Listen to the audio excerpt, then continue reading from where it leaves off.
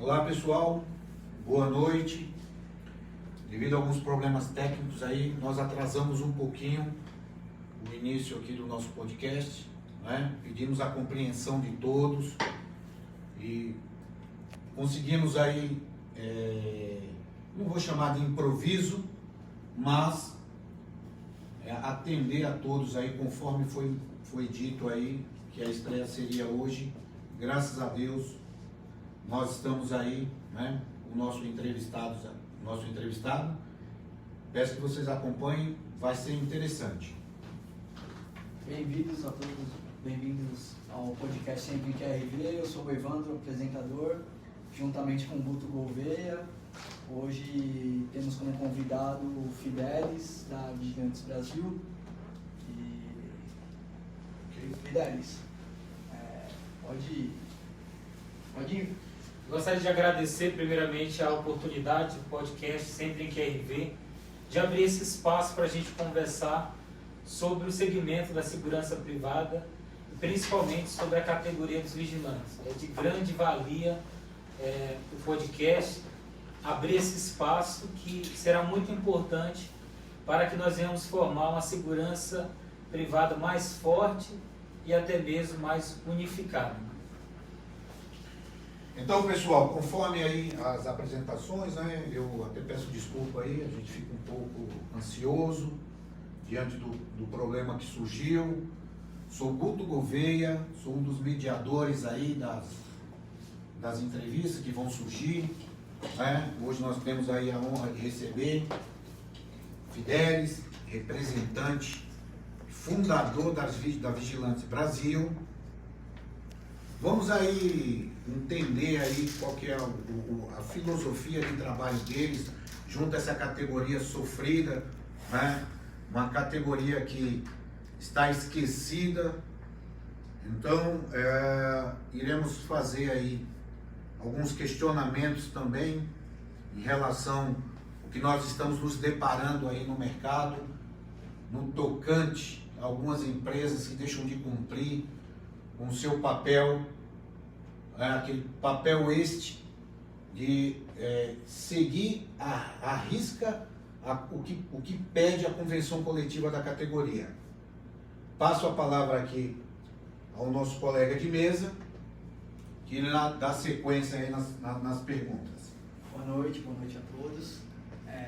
Fidelis, fala um pouquinho da sua trajetória para a gente, conhecer um pouco sobre o seu trabalho.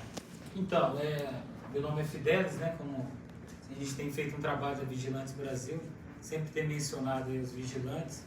Tenho 33 anos e sou nordestino, vim do estado do Maranhão, buscar pela oportunidade na cidade grande, né?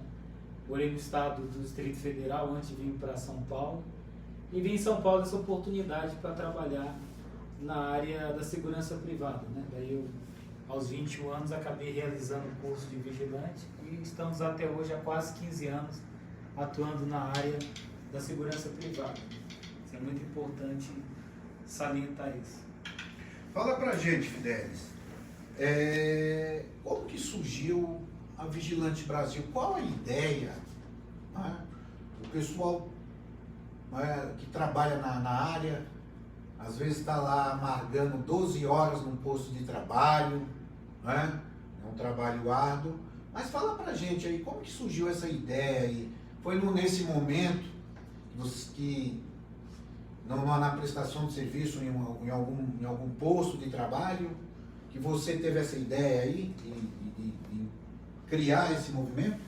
Na verdade, a Vigilantes Brasil ela surgiu de uma demanda, né? De uma demanda.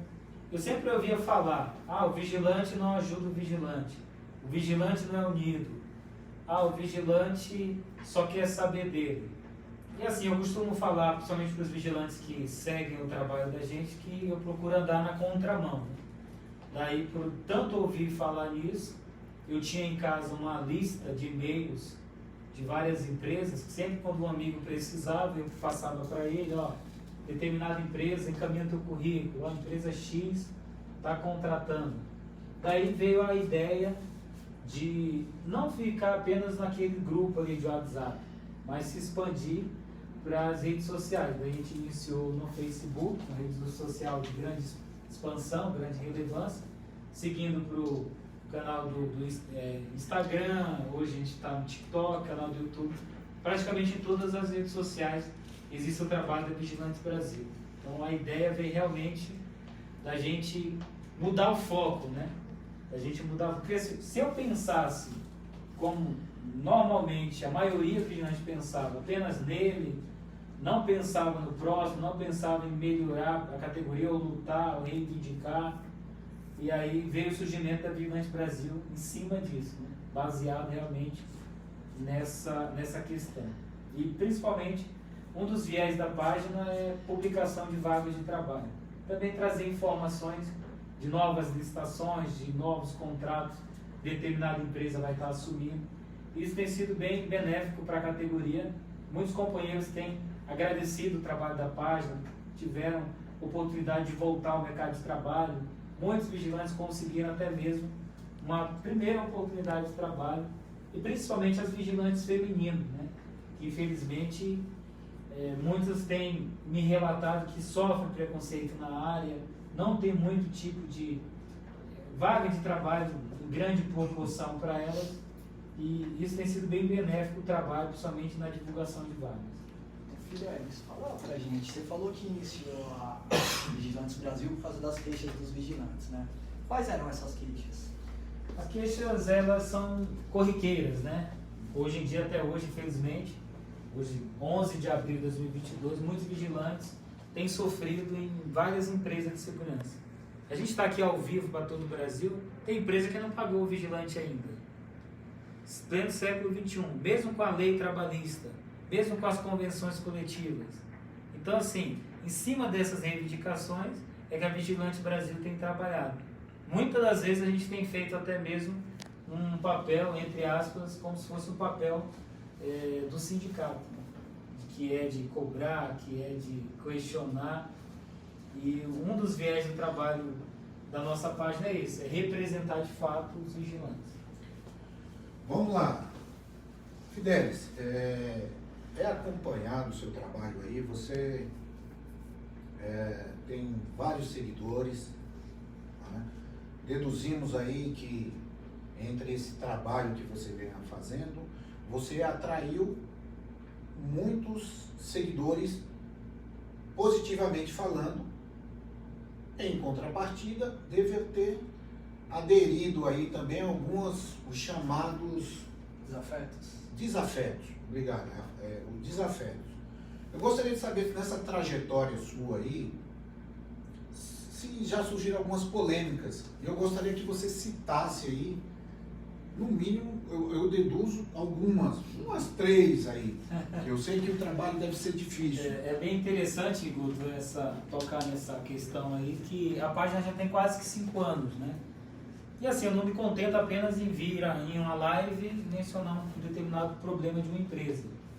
Eu sou aquele trabalhador que tem que colocar a mão na massa, né? Então, assim, muitos vigilantes têm reivindicações, em questão de polêmicas, a gente tem uma bem peculiar e ficou muito conhecida no Brasil inteiro. Foi quando eu fui até a empresa Centuri Segurança.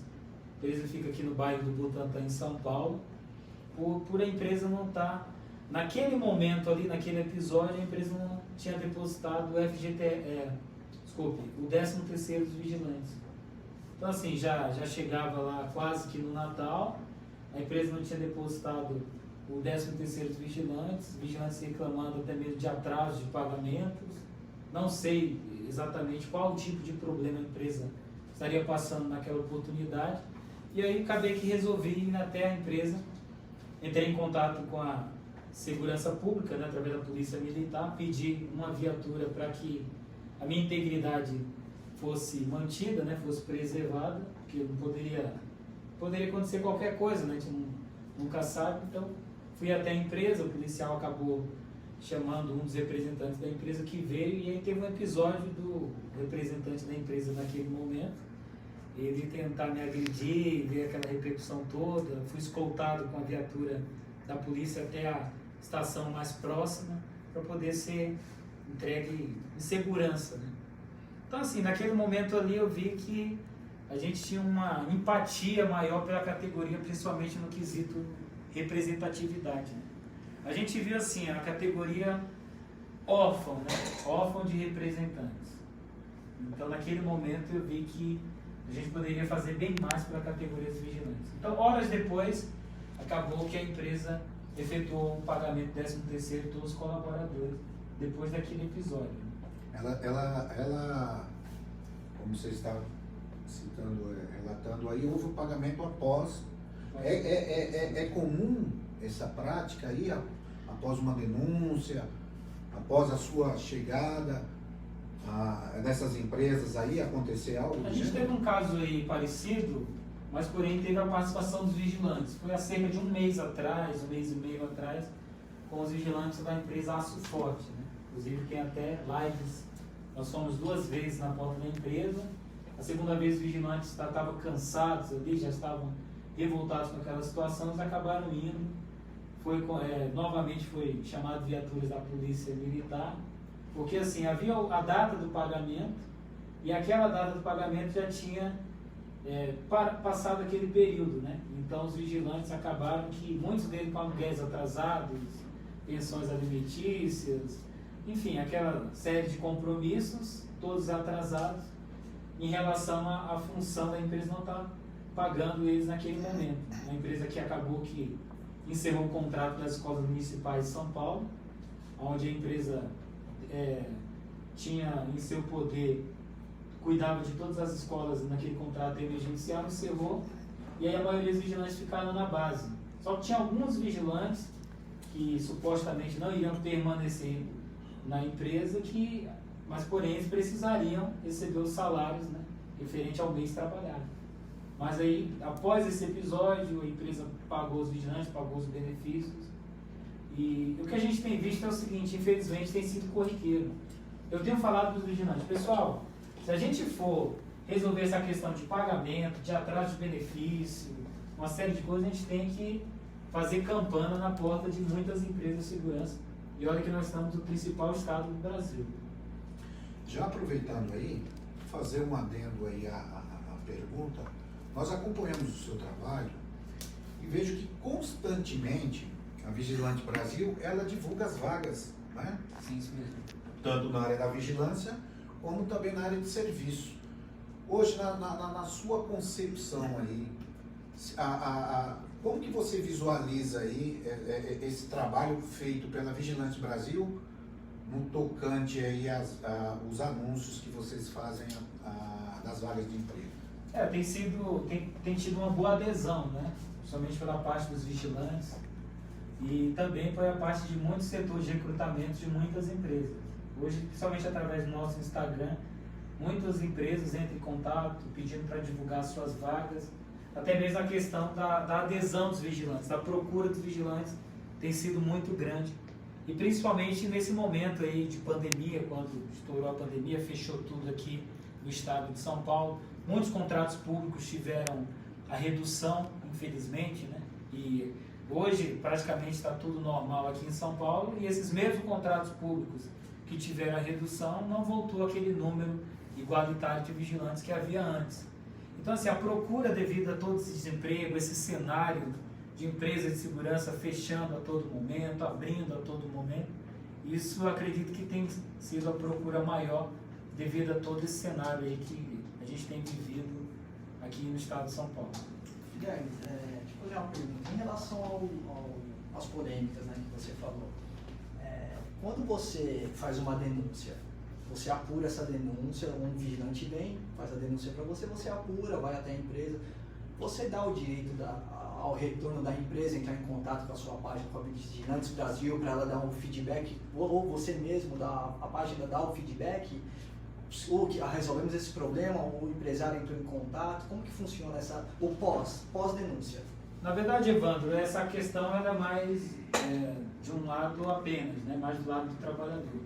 Raramente o empresário ele vai dar alguma justificativa para a página ou coisa desse tipo, né? Infelizmente, porque eu acredito que o empresário sério ele vem a público, dá um esclarecimento, fala realmente de fato o que está acontecendo. que hoje em São Paulo a gente fala muito a respeito de péssimos empresários, né? E infelizmente. Mas também tem aquela questão dos contratantes, né? A gente vê que tem muitos contratos públicos que estão deixando a desejar. A empresa tem a folha de pagamento dela, tem os compromissos dela com os vigilantes. E muitas das vezes o vigilante ele recai esse problema apenas para a empresa, né? Mas o vigilante ele esquece que ali há um contratante daquela empresa e que muitas das vezes tem deixado a desejar. A gente vê muitos casos aí. Dias atrás eu tive com um pessoal de serviços que prestaram serviço para o metrô de São Paulo. Inclusive teve uma matéria que veio ao ar no Balanço Geral a respeito de uma empresa lá da região de Suzano que encerrou o contrato. Ela deu o aviso prévio para os trabalhadores, porém há 2 anos os trabalhadores não recebiam o FGTS, o depósito, e muito menos tinham previsão de receber o direito trabalhista. E prestou serviço no metrô, que o metrô praticamente é uma vitrine, né, para todo o transporte público, serve até de padrão para o transporte público do Brasil. Em relação a esses contratos com os órgãos públicos, as empresas prestadoras de serviço, não sei se é do seu conhecimento, com certeza você deve saber, a prestação de serviço, a empresa de prestação de serviço, quando ela ganha uma licitação, o metrô faz um empenho do valor, desse valor, para que seja efetuado o pagamento de todo o contrato de prestação de serviço. E nesse contrato de prestação de serviço, a empresa ela tem que dar uma garantia. Então ela tem uma porcentagem. Todo contrato que tem, quando uma empresa vence uma licitação, todo contrato ela tem essa garantia. Pode ser de 5%, 10%, dependendo do que está no contrato entre a prestadora de serviço, que é a empresa, e a tomadora de serviço. Então, assim, só um parênteses do que você falou. A empresa consegue, tá, a tomadora de serviço, primeiro, nesse caso, o metrô seria responsável subsidiário por uma condenação. Então, uma reclamação trabalhista que entre contra a empresa, o metrô vai ser responsável subsidiário. Mesmo que a empresa sumiu, não consegue pagar, os empregados não vão deixar, né, de receber os seus direitos. Eles vão receber os seus direitos através de uma reclamação trabalhista em que eles incluam o órgão público, até porque tem esse seguro. Então, o órgão público, quando ele finaliza o contrato, ele não paga, não efetua o pagamento da nota. Ele se retém esse pagamento da nota e aí consegue pagar os empregados. Eu acredito que para sanar esses problemas deve haver uma fiscalização mais efetiva, né, ali em cima. Por exemplo, porque se há fiscalização para cobrar das empresas de segurança, prestadores de serviço, tem que haver cobrança também dos órgãos públicos, né, que são detentores daquele serviço ali de vigilância. Vamos lá, Fidelis, voltando aqui, nós falamos um pouco de polêmicas, mas eu gostaria de saber de você aí sobre a representação dessa categoria. Hoje, nós verificamos aí, é uma categoria desassistida. O que você me diz em relação aos sindicatos, que teoricamente briga pela categoria, mas muitos, quando chega ao sindicato para fazer alguma reclamação, seja por uma falta de pagamento de benefício, seja falta de pagamento, ou até mesmo, como que eu posso dizer? Alguma penalidade no contrato? De uma penalidade, algo do gênero voltado ao vigilante. O que você me diz aí da postura dessa representação hoje? Então, Guto, eu entendo que os sindicatos têm um poder muito grande, né? Tem um poder nas mãos muito grande de autuar uma empresa, de notificar o Ministério Público, até mesmo o Ministério Público do Trabalho, caso o vigilante estiver trabalhando em péssimas condições. Porém, os sindicatos, principalmente aqui do estado de São Paulo, onde a gente reside, têm deixado a desejar. Então, acaba com isso o vigilante tendo frustrações com os sindicatos. Existem muitas empresas de segurança que realizaram acordos aí trabalhistas com o sindicato, os advogados aí nomeados pelo sindicato, e muitos vigilantes não têm recebido esses acordos. Então a gente vê que falta uma efetividade na fiscalização da parte dos sindicatos. E com isso os sindicatos têm perdido ao longo dos anos vários associados. Eu particularmente eu entendo que o sindicato ele deveria ser importantíssimo para o trabalhador no Brasil. Porém, com o passar dos anos, o sindicato ele perdeu aquela real credibilidade, aquele objetivo real que é defender realmente os direitos dos trabalhadores. A gente vê aí muitas empresas de segurança, como eu havia mencionado antes, atrasando o pagamento. Até hoje, dia 11, tem vigilante que não recebeu ainda e a gente não vê a mobilização do sindicato em relação a isso. E muitos vigilantes têm relatado de que eles ligam no sindicato e o sindicato acaba sofrendo represálias nas suas respectivas empresas. Então é bem complicado essa questão sindical.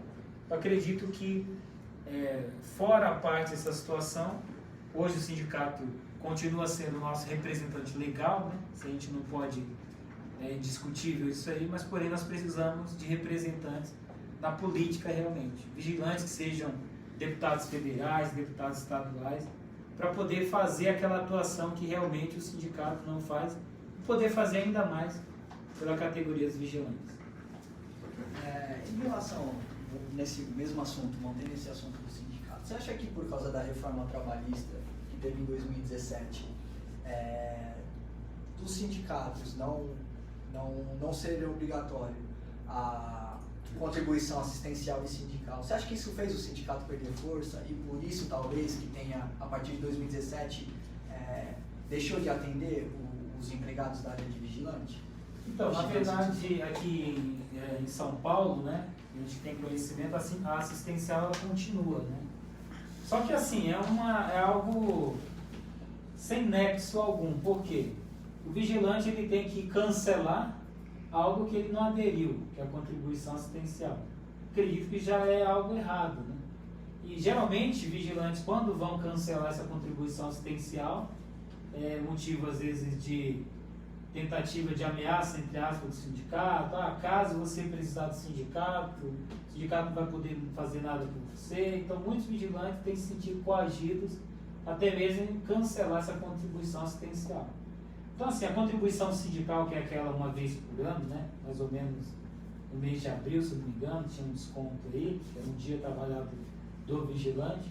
Com isso, o sindicato perdeu muito, né? Eles dizem que perderam muito financeiramente, o capital deles. Mas é o que eu estou falando. Para onde vai essas contribuições? O vigilante não vê a atuação dos sindicatos em relação a isso.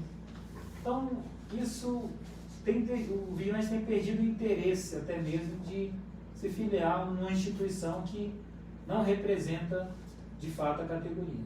Só uma dica aqui do podcast sempre quer rever, você que é vigilante, não é obrigatório, tá? A contribuição assistencial e a sindical, você pode formular uma carta falando que você não quer o desconto e se a empresa descontar, futuramente ela vai ter que devolver para você esse valor. Você. Voltando aí, Fidelis, aos órgãos públicos, todo efeito aí tem um retorno, algo que é direcionado àquelas empresas sérias, como você citou, eu vou usar até no popular, respingam no vigilante. Respingam no vigilante. Embora a fiscalização, o Ministério Público, Tribunal de Contas, é um trabalho que ele demora muito o retorno de uma fiscalização sobre alguns órgãos públicos. Como o Evandro citou aqui, disputa-se uma licitação, é separada uma verba para aquele período de contrato e se depara-se hoje aí, né, não vou generalizar, mas fica evidente que neste período de campanha eleitoral no ano aqui, parece que o dinheiro some, né? O dinheiro tem outras finalidades. E aí ficam as empresas sérias, que honram com seus compromissos para com seus trabalhadores, acaba tendo como resposta um atraso no pagamento que vai comprometer um fluxo de caixa futuro, que automaticamente respinga no vigilante. Eu gostaria de saber da sua pessoa, como que você visualiza esse comportamento? Eu vou chamar de comportamento. Na verdade, no tocante aos contratos públicos, existe muita corrupção, né, infelizmente. existe muita corrupção. Então, estima-se que no estado de São Paulo tem uma espécie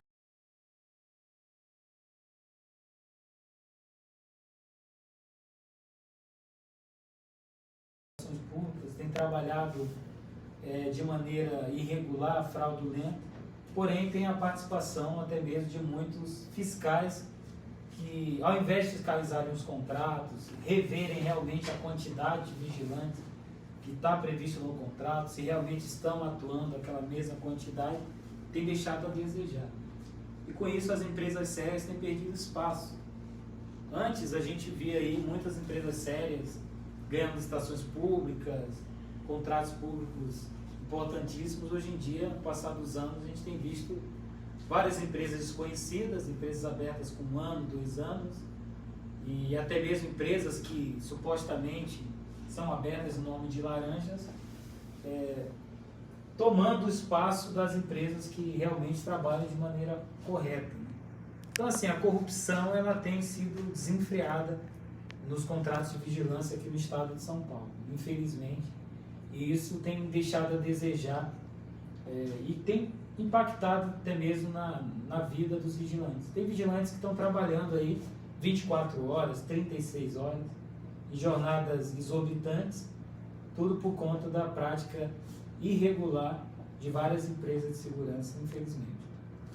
Quando você fala, é inevitável tocar nesse assunto, vigilante trabalhar ininterruptamente, ou seja, 30 dias, né? 365 dias aí no ano, sem folga, né? Justamente pelo eu vou usar uma nomenclatura aí que a gente escuta aí fora em relação à prática, o chamado pacote. Sim, sim. Algumas empresas vêm praticando esse pacote, consequentemente, o vigilante, por uma necessidade, acaba aderindo ao pacote, consequentemente, acaba fechando uma porta de emprego para um novo colega ingressar aí na área. Gostaria de saber da sua pessoa aí, Fidelis, esse cenário, como que a Vigilante Brasil trabalha em cima para coibir essa prática? Na verdade, Guto, a gente vê isso com muita tristeza, né? Esse cenário aí. Acredito que o vigilante ele tem que ter um salário digno, ele tem que ter benefícios dignos.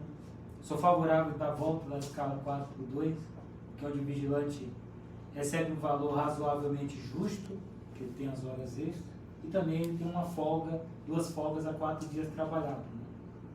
E as Vigilantes Brasil a gente tem visto e tem orientado os vigilantes em relação a isso, né? A gente tem orientado os vigilantes que trabalham, até mesmo aqueles vigilantes que trabalham no regime do pacote, eles tirarem foto do livro de ocorrência, eles terem provas ali daquele local que está trabalhando na folga dele, até mesmo para que futuramente ele venha cobrar judicialmente as horas extras, né? Porque o vigilante do pacote ele não recebe vale transporte, ele não recebe o vale refeição. A empresa ela tem retido do trabalhador isso. E essas empresas do pacote ela tem entrado nas estações públicas com valores inferiores ao valor praticado por uma empresa que trabalha cumprindo as leis trabalhistas e as convenções coletivas. Ô Fidelis, aproveitando que você falou em relação à pergunta do Guto, em relação ao pacote, tem muita gente que está acompanhando a gente que não conhece. O que é esse pacote? Como funciona esse pacote na área da vigilância? Então, eu atuei por um período em uma dessas empresas, né? Não fazia pacote, tá? Deixar bem claro aqui, sempre fui contrário. Uma dessas empresas tinha um vereador por detrás dela, né? Inclusive a empresa estava no nome do cunhado desse vereador. A convite desse vereador, eu acabei entrando nessa empresa, uma indicação do mesmo, né? Então, assim, eu via lá as práticas dos vigilantes trabalhando 24 horas, 36 horas, muitos vigilantes estando doentes, aí, principalmente na época da pandemia. Muitos vigilantes, inclusive, perderam a vida por não ter tempo de cuidar da sua própria saúde. Porque eu costumo falar o seguinte, o que o vigilante do pacote trabalha hoje, essa jornada exorbitante, vai ser para amanhã ele gastar com remédio, indo em médicos, infelizmente, porque a saúde, eu acredito que ninguém, em sã consciência, consegue trabalhar numa jornada exorbitante. Em contrapartida, o trabalhador ele é coagido, principalmente se ele tiver na experiência, ele é obrigado a aceitar o pacote dessas empresas. Caso ele não aceite, ele é demitido, quebrado o seu contrato e a empresa contrata outro que vai acabar aceitando, né? E estima-se que aqui no estado de São Paulo tenha cerca de 7 mil pacotes, né? O que significa isso na prática? De 7 mil pacotes, ele tem tirado 7 mil vagas de trabalho. Então, acredito que vocês acompanham a Vigilantes Brasil, né? Vê as filas imensas aí. Então, o reflexo é isso. São filas imensas, são vigilantes desistindo da área por conta de não haver vagas de trabalho. Eu conheço vigilantes que já fizeram 3 reciclagens, ou seja, o cara já está aí quase que 6 anos desempregado, tentando voltar à área, e aí tem, dentro desse conjunto econômico de empresas que trabalham dessa maneira, 7 mil vagas de trabalho. Então, torna-se até mesmo injusto para o trabalhador, infelizmente. Esse pacote seria o quê? O vigilante é contratado para fazer a jornada 12x36, a escala 12x36, e na folga dele ele trabalharia em outro posto de trabalho, é isso que é o pacote? Sim, a gente tem denúncias, né, de vigilantes que repassam para a gente essas informações de que às vezes o vigilante está trabalhando na folga dele, porém o livro de ocorrência está sendo assinado com outro nome, o RE de outro vigilante. Então, assim, é uma prática corriqueira. A cada novo contrato que essas empresas assumem, são menos vagas de trabalho que eles contratam os vigilantes, porque eles têm que implantar o sistema de pacote, ou tipo 2, né, conhecido em outras empresas do mesmo conjunto financeiro. Mas entendendo aí, Fidelis, quando o vigilante se sujeita a usar o nome de pessoas diferentes e assinar um RE diferente, ele está sendo conivente com a prática. Embora nós saibamos que a dificuldade hoje do Brasil, né, o nosso país atravessa aí, isso aí fomenta mais aí o crescimento e vai aumentar a prática dessas empresas que agem com esses pacotes. Não tem um tipo de orientação, não é? A Vigilante Brasil não pode contribuir com algo para que, eu sei que vocês devem orientar, mas algo, criar uma ferramenta para coibir esse tipo dessa prática? Na verdade, a gente entende o seguinte, a categoria de vigilante vive com medo, né? Infelizmente. O vigilante tem medo de questionar o supervisor, o vigilante tem medo de ligar na empresa dele, questionar algum desconto indevido. E, principalmente em relação a isso, o vigilante tem medo de ser demitido, ser punido, sofrer retaliações da empresa, caso ele denuncie de fato essa prática do pacote, né? O que a gente tem orientado é o que eu mencionei antes. Junte as provas, guarde o livro de ocorrência que você assinou, tire foto do posto onde você trabalhou nas suas folgas e futuramente você busca na justiça rever todas as horas extras que você fez no dia da sua folga. Muitos vigilantes têm feito isso e têm conseguido êxito na justiça do trabalho. Agora nós entendemos aí que quem pratica, eles vêm se aperfeiçoando aí, né? Para que não ocorra aí, tem o revés aí das cobranças. O Evandro pode até falar em relação a isto na presença do juiz, né? O comportamento do juiz, quando se depara com algo que não se consegue comprovar. Né? Entendemos aí que são pessoas que articulam bem esse tipo de prática. O que eu quero dizer é que é o comportamento do vigilante. Porque é fato. Enquanto ele está sendo beneficiado, ele não vai não vai, É aquela conversa, não vai né? alarmar, O time não é que isso? está ganhando não se mexe. Não se mexe. Essa ditado aí que... Eu entendo, eu quero deixar até claro aqui, gente, nosso cameraman, eu quero deixar claro assim, não sou contra o vigilante que faz o pacote. Até mesmo porque muitas deles é coagido pela empresa. Mas eu sou contra a prática dessas empresas que estão tirando vagas de trabalho de vários companheiros e o mercado da segurança privada tem ficado lá embaixo, né? É uma péssima prestação de serviço, muitas das vezes, porque tem um número reduzido de vigilantes. Tem vigilantes atuando em vários postos aí, trabalhando por 2, por 3, e justamente por conta dessa prática aí. E como que acontece esse pacote? O pacote, ele, principalmente o gestor, o fiscal do contrato público, na maioria das vezes ele é conivente. Porque, Guto e Evandro, como que eu vou ter que fiscalizar uma coisa aqui, vou ter que fiscalizar isso aqui, sobre o meu poder, sobre a minha responsabilidade de fiscalizar isso, eu não fiscalizo. Eu faço vista grossa. Eu finjo que nada está acontecendo. Então a gente supõe que há realmente suborno, até mesmo corrupção, com esses fiscais de contrato, para que essa prática corra solta.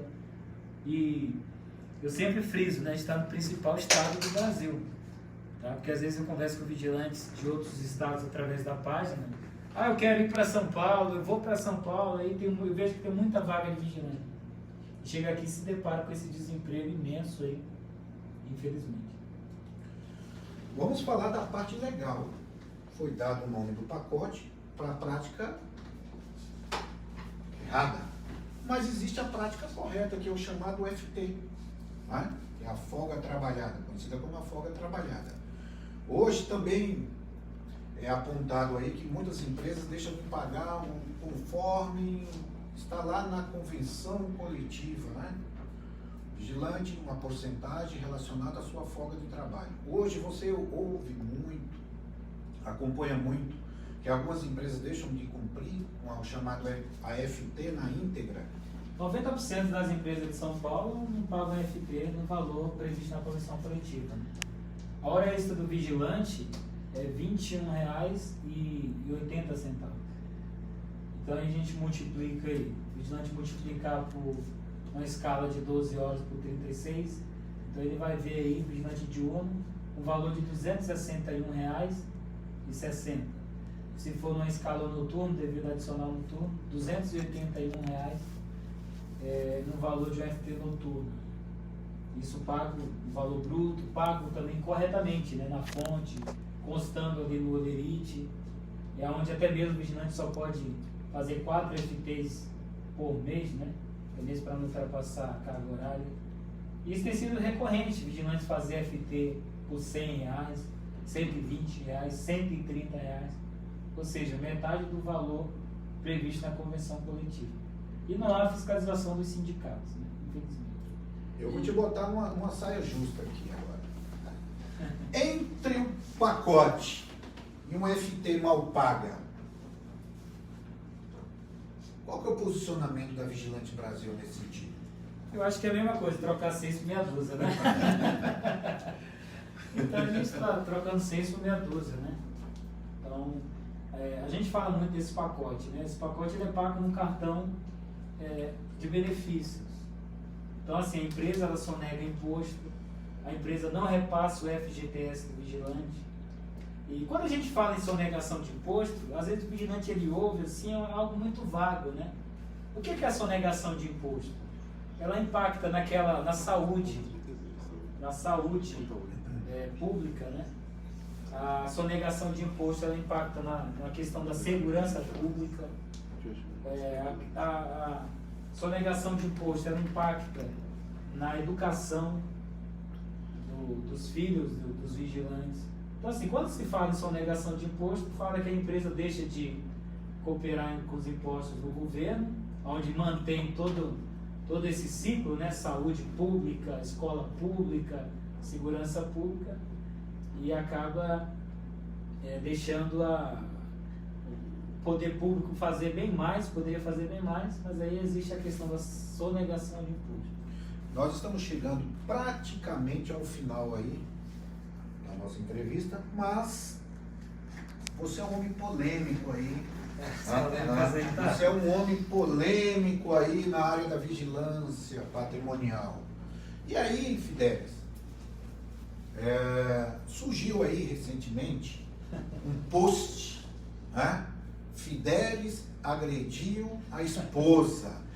Fala pra gente aí, Fidelis. Isso aí eu não poderia encerrar a nossa entrevista sem mencionar esse acontecido aí, né? Como eu falei, você tem uma gama de pessoas que te seguem aí, e aí me aparece o Fidelis, a esposa, supostamente, do Fidelis, com o olho roxo.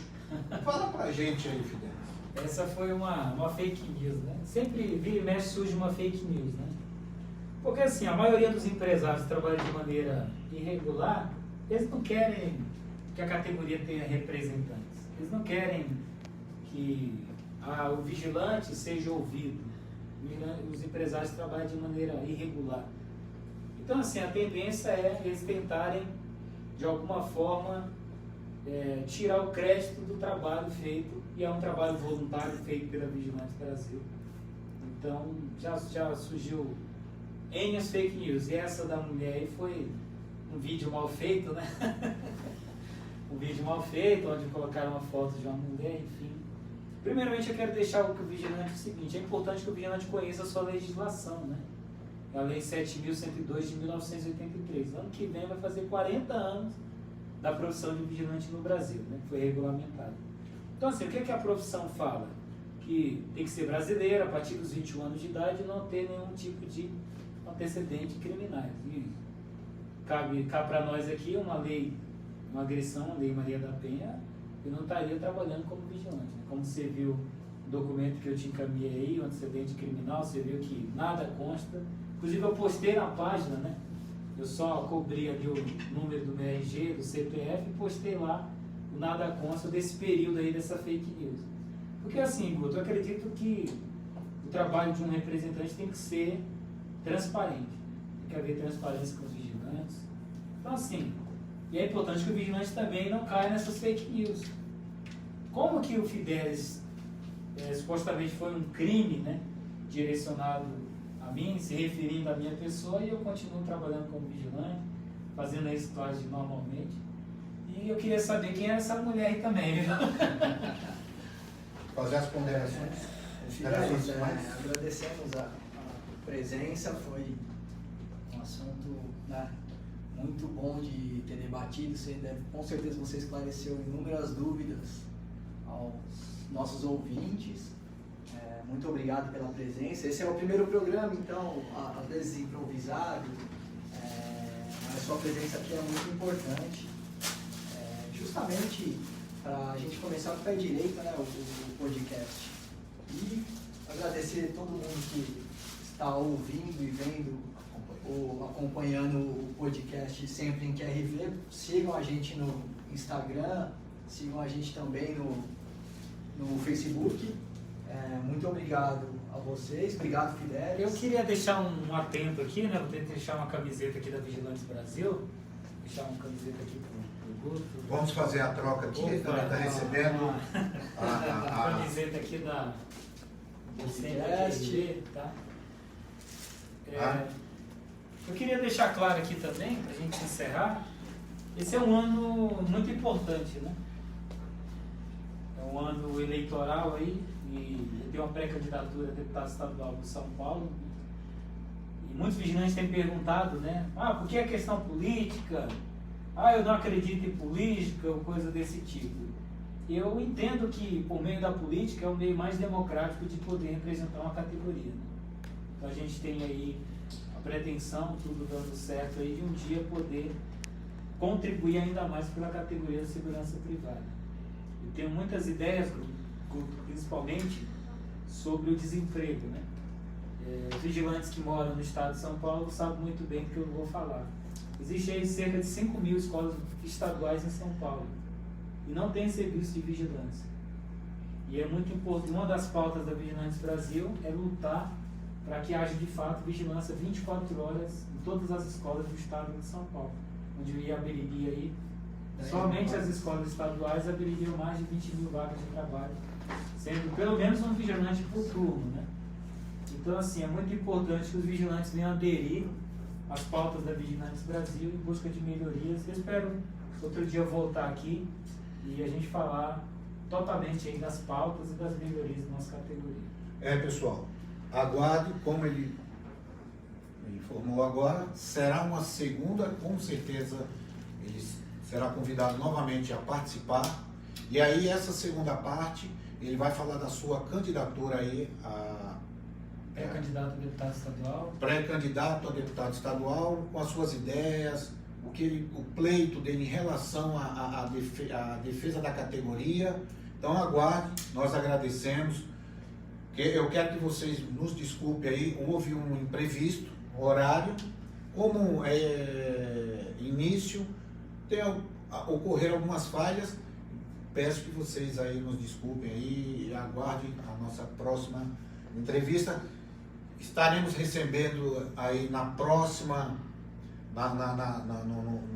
próxima apresentação aí 2 pessoas, não vou citar o nome agora, de empresas grandes aí, falando também relacionado a esses contratos públicos e a dificuldade na prestação de serviço e atender também algumas particularidades aí na área de fornecimento de mão de obra aí, que está ficando escasso aí, não só pela pandemia, mas também pela deslealdade que vem ocorrendo aí nas disputas licitatórias. Agradecemos aí a todos que nos acompanharam, um forte abraço, obrigado. Obrigado, um forte abraço a todos. Boa!